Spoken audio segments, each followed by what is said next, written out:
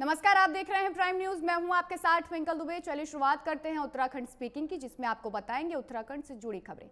चलिए बुलेटिन की शुरुआत करते हैं इस वक्त की बड़ी खबर के साथ। हरिद्वार में भारत माता मंदिर में आज भव्य समागम है। 3 दिवसीय समारोह का आज आखिरी दिन है। स्वामी सत्यमित्रानंद गिरी की मूर्ति स्थापना है आज।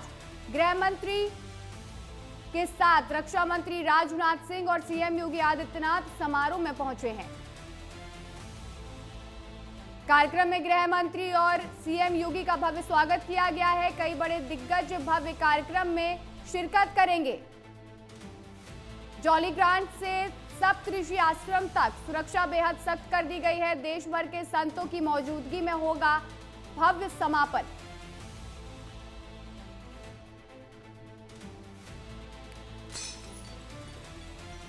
तो धर्मनगरी हरिद्वार आज देश की शीर्ष हस्तियों और महान संतों के समागम का साक्षी बनने जा रहा है। भारत माता मंदिर के संस्थापक स्वामी सत्यमित्रानंद गिरी महाराज की समाधि और मूर्ति स्थापना कार्यक्रम का आज अंतिम दिन है और इस ऐतिहासिक मौके पर भारत सरकार के रक्षा मंत्री राजनाथ सिंह, उत्तर प्रदेश के मुख्यमंत्री योगी आदित्यनाथ और उत्तराखंड के मुख्यमंत्री पुष्कर सिंह धामी विशेष रूप से मौजूद रहेंगे।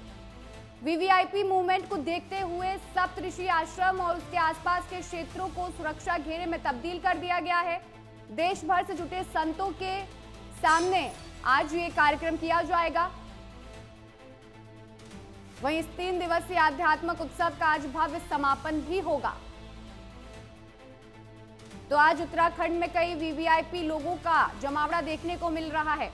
हरिद्वार में सीएम योगी आदित्यनाथ, रक्षा मंत्री राजनाथ सिंह समेत कई बड़े नेता भी मौजूद हैं और आज इस कार्यक्रम में शामिल होने पहुंचे हैं।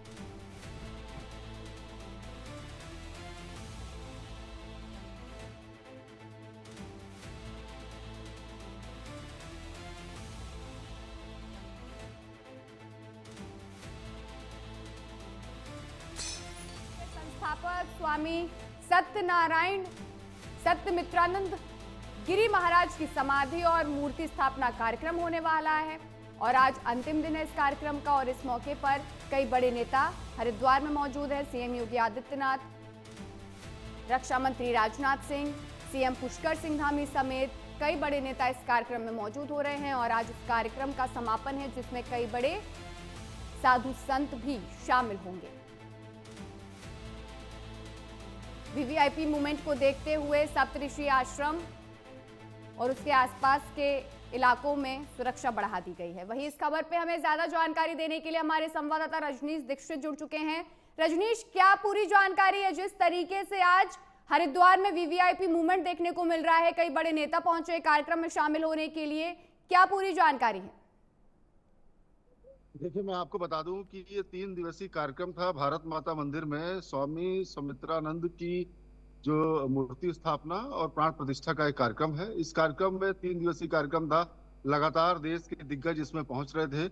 आज चूंकि समापन होना है और आपको बताएं, समापन में देश के रक्षा मंत्री राजनाथ सिंह, उत्तर प्रदेश के मुख्यमंत्री योगी आदित्यनाथ और इसके अलावा उत्तराखंड के मुख्यमंत्री पुष्कर सिंह धामी, ये 3 लोग हैं जो वीवीआईपीज हैं, जो हरिद्वार पहुंच चुके हैं। ठीक 11:30 बजे से कार्यक्रम स्टार्ट होना है। सप्तऋषि प्रांगण है आश्रम का, जिसमें स्वामी की मूर्ति स्थापित होनी है, प्राण प्रतिष्ठा होनी है। उस कार्यक्रम में शिरकत करेंगे। आपको बताएं कि राजनाथ सिंह भी जौलीग्रांट एयरपोर्ट पहुंच चुके हैं। वहां से बाई रोड वो हरिद्वार पहुंच रहे हैं। सारी तैयारियां मुकम्मल की जा चुकी हैं। कुछ ही क्षण में राजनाथ सिंह पहुंच जाएंगे हरिद्वार और कार्यक्रम में शिरकत करेंगे। योगी पहुंच चुके हैं और उनका बड़ा गर्मजोशी के साथ मुख्यमंत्री पुष्कर सिंह धामी ने स्वागत किया है। आपको बताएं, इस कार्यक्रम के बाद जो सीएम योगी का कार्यक्रम बताया जा रहा है, वो अपने पैतृक गांव यानी कि पौड़ी जनपद का भी भ्रमण करेंगे और वहां पर भी जाकर लोगों से बातचीत करेंगे। तो कुल मिलाकर सीएम का कार्यक्रम, जो उत्तर प्रदेश के मुख्यमंत्री हैं, उनका कार्यक्रम भी यहाँ पर 1-2 दिन रहने वाला है। आज वो इस मुख्य कार्यक्रम में शिरकत करने के बाद पहुंचेंगे पौड़ी। वहां पर अपने पैतृक गाँव में भी रिश्तेदारों से, आस पड़ोस के लोगों से मुलाकात करेंगे। आपको बताएं, पौड़ी में भी सारी तैयारियां मुकम्मल की जा चुकी हैं और जो हरिद्वार में जो भव्य कार्यक्रम चल रहा है, भारत माता मंदिर से लगा हुआ ये स्थान है जहां पर सारे कार्यक्रम हो रहे हैं, उस जगह पर भी सारी तैयारियां पहले से मुकम्मल की जा चुकी हैं। ट्रैफिक डायवर्जन प्लान लागू है और इसके अलावा नो फ्लाई जोन, मतलब इस पूरे एरिया में कोई ड्रोन भी नहीं उड़ सकता है, उसको भी घोषित किया गया है सुरक्षा के मद्देनजर।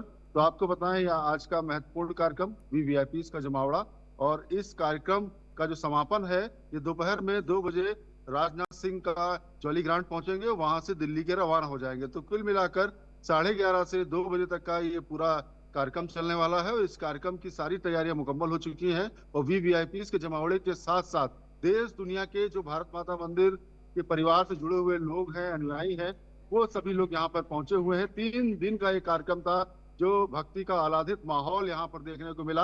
आज इसका समापन कार्यक्रम है, तो काफी महत्वपूर्ण पूरा कार्यक्रम ट्विंकल। जी बहुत बहुत शुक्रिया रजनीश, आप जुड़े रहिए हमारे साथ, आपके पास फिर वापस लौटते हैं। चलिए खबरों में आगे बढ़ते हैं। देहरादून में गुंजन हत्याकांड की जांच तेज हो चुकी है। एसपी ने किया घटनास्थल का निरीक्षण। खुबड़ा चौकी के रिकॉर्ड खंगाले गए हैं, पीड़ित परिवार के साथ बयान भी दर्ज किए गए हैं। डीजीपी के निर्देश पर एसपी मुख्यालय की जांच की जा रही है। तो देहरादून में हुए गुंजन हत्याकांड की जांच अब तेज हो चुकी है। डीजीपी के निर्देश पर एसपी मुख्यालय को जांच सौंप दी गई है। एसपी विशाखा ने घटनास्थल का निरीक्षण किया है, वहीं उन्होंने कई रिकॉर्ड भी खंगाले हैं। उन्होंने पीड़ित परिवार से मुलाकात की है, उनके बयान दर्ज किए हैं, वहीं निष्पक्ष जांच का भरोसा भी दिलवाया है। पुलिस का कहना है कि मामले की हर कड़ी को जोड़ा जा रहा है ताकि दोषियों को बख्शा न जाए और दोषियों पर सख्त कार्रवाई की जाए। तो देहरादून में गुंजन हत्याकांड की अब जांच तेज हो चुकी है। एसपी ने अब जांच तेज कर दी है। एसपी ने घटनास्थल का निरीक्षण भी किया है, साथ ही रिकॉर्ड भी खंगाले हैं। धीरे धीरे अब ये मामला सुलझता दिख रहा है। जिस तरीके से लगातार जांच की जा रही है, परिवार वालों से मुलाकात की गई है और उनके बयान भी दर्ज किए गए हैं। वहीं इस खबर पे हमें ज्यादा जानकारी देने के लिए हमारे संवाददाता मदन सिंह हमारे साथ जुड़ चुके हैं। मदन, जिस तरीके से गुंजन हत्याकांड की अब जांच तेज हो चुकी है, एसपी ने घटनास्थल पर पहुंचकर जायजा लिया है, क्या पूरी कहानी सामने आ रही है और किस तरीके से जांच का दायरा बढ़ रहा है? ट्विंकल, देखिए बहुत बड़ी ये घटना हुई थी राजधानी देहरादून में, जिसमें कि गुंजन को एक धारदार हथियार से उसके ही प्रेमी ने मौत घाट उतारा था। तो एक पूरे प्रदेश के लिए एक बहुत बड़ी घटना थी और इसकी त्वरित रूप से कार्रवाई भी हुई। कानून व्यवस्था जो है तुरंत रूप से की गई और पूरी जो घटना है उसके लिए जो भी जिम्मेदार ठहराए गए हैं उन पे अभी कार्रवाई चल रही है। जो आरोपी है उनको त्वरित रूप से पकड़ लिया गया था। हालांकि वो खुद ही जो है घटना के बाद सीधा खुरबुड़ा चौकी पहुंचे थे और सरेंडर वहां पर किया गया था। लेकिन उसके बाद कई और सवाल खड़े हो रहे हैं कि आखिर पुलिस को समय पे इत्तला कर दिया गया था परिजनों द्वारा, उसके बावजूद इसमें थोड़ी देरी हुई है पहुंचने में, और उसके बाद जो केस है उसको ज्यादा घुमाया जा रहा है, इस तरीके की बातें कही जा रही है। और जो लड़की है गुंजन, उसकी जो उम्र है उसको लेकर भी सवाल खड़े किए जा रहे हैं परिजनों द्वारा कि लड़की को 23 वर्ष का बताया गया था, लेकिन जब परिवारजनों से बातचीत हुई तो पता चला कि लड़की मात्र 19 वर्ष की है। उसके साथ ही जो आरोपी है उन्होंने कई चीजें लड़की को दी थी और परिवारजनों को पता थी। तो कहीं ना कहीं मामला अब एक तरीके से उलझा हुआ दिखाई दे रहा है, जिसको लेके एसएसपी अब उसका पुनर्निरीक्षण कर रहे हैं। तमाम छानबीन इसकी दोबारा से की जा रही है। आखिर जो घटना की सत्यता है उसको सामने लाए जाने के लिए पूरी कोशिश की जा रही है। इसलिए जो है एसपी कल पूरी घटना स्थल पर पहुंचे, वहां पर पूरी जांच की और खुरबुड़ा चौकी जो कि वहाँ करीब में जहां पर की आरोपी ने सरेंडर किया था वहां भी गया और वहां पर भी पूरी जो जानकारी है वो खंगाली गई है। और कुल मिला के ट्विंकल ये कहा जा सकता है कि जो घटना है वो उसकी पूरी जानकारी पुलिस लेना चाह रही है। आखिर पूरा माजरा क्या था, क्योंकि अभी तक जो है पूरा जो केस है वो कहीं ना कहीं पूरी तरीके से डिस्क्लोज नहीं हुआ है कि इसके पीछे लगभग 3 साल का उनका प्रेम प्रसंग बताया जा रहा है, लेकिन उसमें भी कई सवाल खड़े किए गए हैं परिजनों द्वारा। तो वो तमाम चीजें भी खंगाली जा रही है और इसमें देरी पुलिस की तरफ से जो वहां पर देर में पहुंचे, क्यों पहुंचे, वो भी ये बातें भी जो है उसकी पूरी पुष्टि करने का मूड में अब प्रशासन दिख रहा है, जिसके लिए कमेटी भी गठित कर दी गई है और एसपी ने खुद जो है जाके पूरी घटना का जायजा लिया है। और जो कोतवाली है जो कि घटनास्थल से मात्र 500 मीटर की दूरी पर वहां पर भी जो है उन्होंने बातचीत की, और जो कोतवाल को विशेष तौर पर निर्देशित किया गया कि इस घटना की पूरी जांच हो और जो सही तथ्य है वो सामने निकल करके के आए, क्योंकि एक ये बड़ी घटना हुई थी। 5 दिनों में 3 महिलाओं की ये उत्तराखंड में घटनाएं हुई थी जिसमें की हत्या की गई। 3 महिलाओं की हरिद्वार में हुई थी, रुड़की, और उसके बाद ये देहरादून। तो इसलिए कहीं ना कहीं मामला बड़ा हो गया था। विपक्ष ने भी इसको लेकर तमाम सवाल खड़े किए हैं। महिला सुरक्षा की जो बात है उसको लेकर सवाल खड़े किए गए थे। तो अब कहीं ना कहीं पुलिस प्रशासन पूरी तरीके से जागा है और इस पूरे मामले की तह तक जाने की कोशिश कर रहे हैं, जिसके चलते जो है एसएसपी ने पूरा कल जो है पूरी जांच करी, और अब एक एसआईटी इसके लिए जी गठित बिल्कुल की गई, मदन, जो अब कि वो देखना घटना की जांच करेगी। बहुत गंभीर होगा कि किस तरीके से पुलिस मामले की जांच को आगे बढ़ाती है और क्या कुछ एक्शन लेती है। आप बने रहिए हमारे साथ, आपके पास हम वापस लौटते हैं। चलिए खबरों में आगे बढ़ते हैं। पौड़ी में जिला योजना कार्यों में गुणवत्ता पर जोर देने को कहा गया है। 15 फरवरी तक संतोषजनक प्रगति सुनिश्चित की गई है। लंबित कार्यों में तेजी लाने को कहा गया है। डीएम की तरफ से ये निर्देश दिए गए हैं। वेतन रोकने की चेतावनी दी गई है। अधिकारियों को योजनाओं की जवाबदेही पर विशेष बल दिया गया है। तो पौड़ी जिला अधिकारी स्वाति एस भदौरिया ने कलेक्ट्रेट सभागार में जिला योजना की समीक्षा बैठक आयोजित की है और वहीं पर 17 विभागों की प्रगति पर चर्चा की है। उन्होंने अधिकारियों को निर्देश दिया है कि 15 फरवरी तक सभी लंबित कार्यों में संतोषजनक प्रगति सुनिश्चित की जाए, अन्यथा फरवरी माह का वेतन कट जाएगा। डीएम ने कहा है कि योजनाओं को गुणवत्ता, पारदर्शिता और समयबद्धता के साथ पूरा किया जाए। साथ ही नियमित मॉनिटरिंग, जवाबदेही और वित्तीय भौतिक प्रगति में संतुलन बनाए रखने पर भी जोर दिया गया है।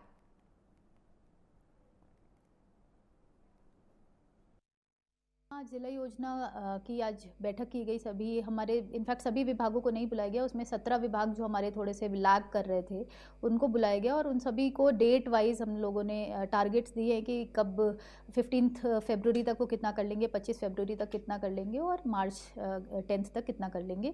तो इसके बारे में जो फाइनेंशियल प्रोग्रेस थी उसके बारे में एक डिटेल चर्चा की गई और साथ में जो हमारी फिजिकल प्रोग्रेस है गुणवत्ता को मेंटेन करने के संबंध में उसके लिए भी निर्देश दिए गए हैं कि उसकी निरीक्षण की कार्रवाई भी करें, उसके यूसी, एमबी, फोटोग्राफ्स ये भी साथ में सम्मिलित करें, जिससे कि हमारी जितने भी काम हो रहे हैं उनकी समयबद्धता के साथ साथ गुणवत्ता भी इंश्योर हो सके। वही खबरों में आगे बढ़ते हैं। उत्तराखंड में यूसीसी नियमों को लेकर सरकार सख्त दिख रही है। विवाह पंजीकरण की छूट अब पूरी तरीके से खत्म कर दी गई है। यूसीसी के तहत तय समय में रजिस्ट्रेशन अनिवार्य है करवाना। देरी होने पर अब देना होगा भारी विलंब शुल्क। 6 महीने की 2 बार मिली राहत अब समाप्त हो चुकी है। धामी सरकार ने नियमों को सख्ती के साथ लागू कर दिया है। तो उत्तराखंड में समान नागरिक संहिता यानी यूसीसी को लेकर सरकार अब और भी सख्त नजर आ रही है। प्रदेश में विवाह पंजीकरण के नियमों में दी गई ढील को अब पूरी तरीके से समाप्त कर दिया गया है। सरकार ने पहले 2 बार 6 महीने के लिए पंजीकरण शुल्क और समय सीमा में राहत दी थी, लेकिन अब उस छूट को खत्म करने का आदेश दे दिया गया है। इसका मतलब साफ है कि अब तय समय के भीतर विवाह का पंजीकरण आपको करवाना होगा और ये कानूनी रूप से अनिवार्य है। वहीं उल्लंघन करने पर भारी विलंब शुल्क भी आपको चुकाना होगा।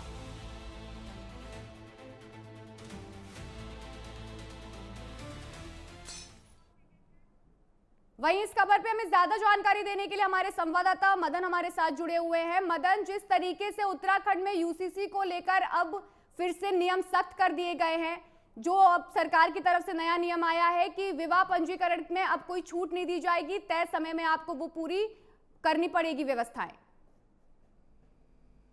हाँ, निश्चित तौर पे ट्विंकल, देखिए 1 वर्ष पूरा हो गया है। 27 जनवरी पिछले वर्ष 2025 में इसको लागू किया गया था और इस बार जो है 1 वर्ष पूरा हो गया है। और यूसीसी लागू होने पर पहला ये नियम था विवाह पंजीकरण का, जिसके ऊपर सीधे तौर पर कार्रवाई की गई थी और कहा गया था कि ये त्वरित रूप से ये कार्य पूरे हो जाने चाहिए। पूरे प्रदेश में जिन्होंने भी विवाह किया है उनके विवाह पंजीकरण हो जाने चाहिए और जो तमाम लोग आगे विवाह करेंगे उनके लिए भी नियम कायदे बना दिए गए थे और जिसके लिए छूट भी दी गई थी।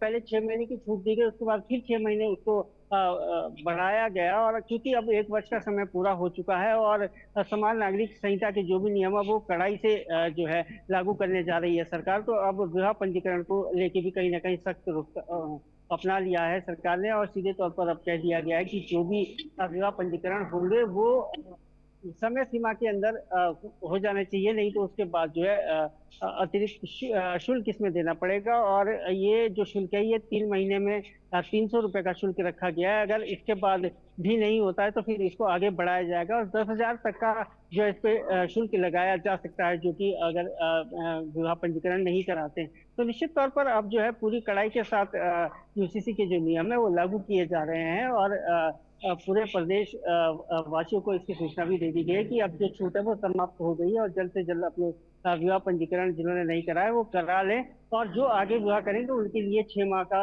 समय निर्धारित किया गया है कि 6 माह के अंतर्गत वो अपना विवाह पंजीकरण करा ले, नहीं तो उसके बाद जो है ये जो शुल्क दरें हैं वो लागू हो जाएंगी। जी बिल्कुल, जब यूसीसी को लागू किया गया था उत्तराखंड में तो ये सरकार की तरफ से बहुत सुविधा दी गई थी जनता को कि आप पहले समझ लीजिए क्या नियम है, क्या कायदे हैं, और उसी को बताने के लिए 6-6 महीने की 2 बार मोहलत दी गई थी विवाह पंजीकरण के लिए। लेकिन अगर अब देरी करेंगे तो आपको भुगतान देना पड़ेगा। सरकार की तरफ से ये बड़ा एक्शन देखने को मिल रहा है। हाँ, निश्चित तौर पर ट्विंकल, क्योंकि उत्तराखंड पहला राज्य ऐसा बना था जिन्होंने कि समान नागरिक संहिता को लागू किया और उसके बाद लोगों को समझने भी इसको एक लंबा समय लगा। हालांकि अभी भी कई ऐसे नियम कायदे हैं जिसको लोग समझ रहे हैं और कुछ नियमों पे जो है अभी रोक भी लगी है, जो कि इस बार विधानसभा के पटल पे रखे जाएंगे मार्च में। लेकिन ये जो विवाह पंजीकरण का मामला है इसको लेके बहुत ज्यादा लोगों के मन में जदोजहद नहीं थी, सीधे तौर पर विवाह पंजीकरण कराना था। और चूंकि नया नियम लागू हुआ था इसलिए इसमें छूट भी दी गई है और 1 साल की छूट देने के बावजूद जो है अब सीधे तौर पर आदेशित कर दिया गया है कि त्वरित रूप से विवाह पंजीकरण करा ले, नहीं तो आगे जो है आपको एक बड़ा शुल्क भी देना पड़ सकता है। जी बहुत बहुत शुक्रिया मदन आपका हमारे साथ जुड़ने के लिए। चलिए खबरों में आगे बढ़ते हैं। देहरादून एयरपोर्ट को लेकर एआई की सख्त चेतावनी सामने आई है। एयरपोर्ट के 20 किलोमीटर के दायरे में निर्माण पर नियम सख्त कर दिए गए हैं। निर्माण से पहले अब एआई को एनओसी लेना अनिवार्य होगा। बिना अनुमति निर्माण को बताया सुरक्षा के लिए खतरा। एयरक्राफ्ट एक्ट 1934 के तहत लेनी होगी मंजूरी। बिल्डरों और आम जनता के लिए ये चेतावनी जारी की गई है। नियमों के उल्लंघन पर होगी अब कानूनी कार्रवाई। तो देहरादून के जॉली ग्रांट एयरपोर्ट के पास घर या बिल्डिंग बनाने की सोच रहे हैं तो अब आपके लिए ये खबर बड़ी है। भारतीय विमानपत्तन प्राधिकरण ने साफ किया है कि अब एयरपोर्ट के 20 किलोमीटर के दायरे में किसी भी तरह का निर्माण कार्य करने से पहले आपको एनओसी लेना अनिवार्य होगा। विमानन सुरक्षा का हवाला देते हुए एआई ने चेतावनी दी है कि बिना अनुमति के किया गया निर्माण हवाई यात्रियों की सुरक्षा के लिए बड़ा खतरा हो सकता है। एयरक्राफ्ट एक्ट की धारा 9A के तहत यह अनुमति लेना जरूरी है, जिसके लिए ऑनलाइन आवेदन की सुविधा भी उपलब्ध कराई गई है। तो इस वक्त की बड़ी जानकारी हम आपको बता रहे हैं। देहरादून एयरपोर्ट को लेकर एआई की सख्त चेतावनी सामने आई है। अगर आप बिल्डिंग के आसपास घर या मकान बनाने की सोच रहे हैं तो अब आपको एनओसी लेना अनिवार्य होगा। निर्माण से पहले अब एआई की एनओसी लेना अनिवार्य कर दिया गया है। बिना अनुमति निर्माण को बताया जाएगा सुरक्षा के लिए खतरा। एयरक्राफ्ट एक्ट 1934 के तहत लेनी होगी मंजूरी। बिल्डरों और आम जनता के लिए यह चेतावनी जारी की गई है और वही नियमों के उल्लंघन करने पर कड़ी कानूनी कार्रवाई भी की जाएगी। तो बड़ी खबर हम आपको बता दे रहे हैं। देहरादून एयरपोर्ट को लेकर एआई की सख्त चेतावनी सामने आई है। एयरपोर्ट के 20 किलोमीटर के दायरे में निर्माण पर अब बड़ा और सख्त नियम सामने आया है। निर्माण से पहले अब आपको एआई की एनओसी लेनी अनिवार्य है। बिना अनुमति निर्माण को बताया है सुरक्षा के लिए बड़ा खतरा। एयरक्राफ्ट एक्ट 1934 के तहत लेनी होगी अब आपको मंजूरी। वहीं बिल्डरों और आम जनता के लिए ये चेतावनी जारी की गई है। नियमों के उल्लंघन पर बड़ी और कानूनी कार्रवाई भी आपके ऊपर हो सकती है। तो अगर आप के आसपास बिल्डिंग या घर बनाने का सोच रहे हैं तो अब आपको सख्त नियम पालन करना पड़ेगा। आपको एआई से एनओसी क्लियर करवानी पड़ेगी, उसके बाद ही आप इस पर कार्रवाई कर सकते हैं। वहीं पे इस खबर पे हमें ज्यादा जानकारी देने के लिए हमारे संवाददाता मदन सिंह हमारे साथ जुड़े हुए हैं। मदन, जिस तरीके से एक नया नियम सामने आया है देहरादून एयरपोर्ट को लेकर, एआई ने अपनी सख्त चेतावनी दी है कि एयरपोर्ट के 20 किलोमीटर के दायरे में अगर आपको निर्माण कार्य करना है तो आपको एनओसी लेनी पड़ेगी।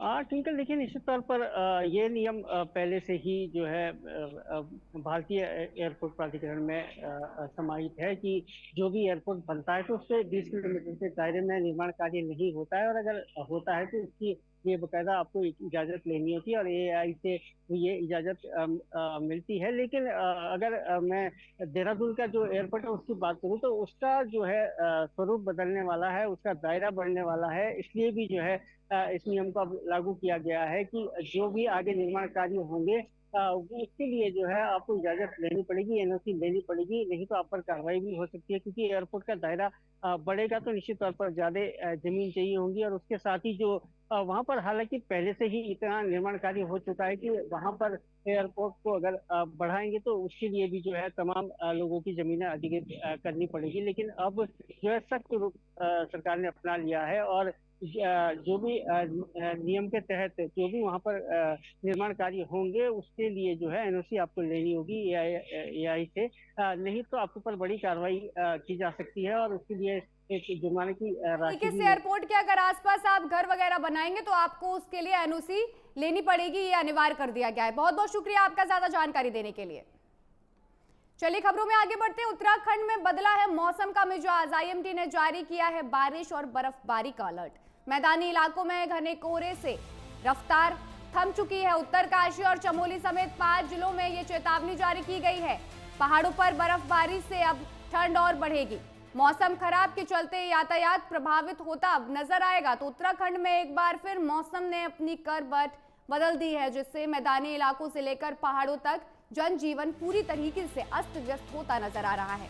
मौसम विभाग ने उत्तरकाशी, रुद्रप्रयाग, चमोली, पिथौरागढ़ और नैनीताल समेत 5 जिलों में बारिश और बर्फबारी के लिए येलो अलर्ट जारी कर दिया गया है।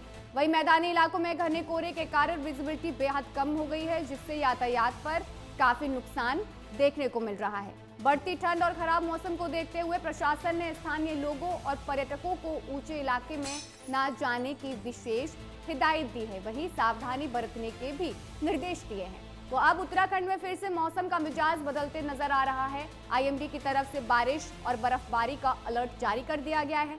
मैदानी इलाकों में घने कोहरे से रफ्तार थम चुकी है। वहीं पहाड़ी इलाकों में बर्फबारी से लोगों की मुश्किलें बढ़ गई हैं।